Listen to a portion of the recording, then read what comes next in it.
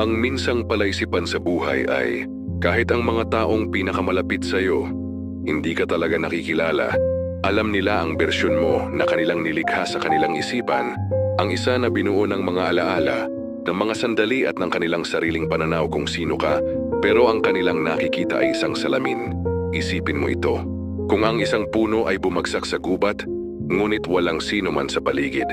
Upang marinig ito, nagkakaroon ba ito ng tunog? Kung ang pinakamalalim na bahagi sa iyo ay mananatiling hindi nakikita at hindi nasasabi, mayroon nga ba silang ibang alam maliban sa alam nila sa iyo? Marahil iyon ang pinakamahirap na bahagi. Dalhin ang isang mundo sa iyong loob na walang sino man ang tunay na nakakaunawa. Hindi dahil hindi sila nagmamalasakit, kundi dahil hindi nila magawa.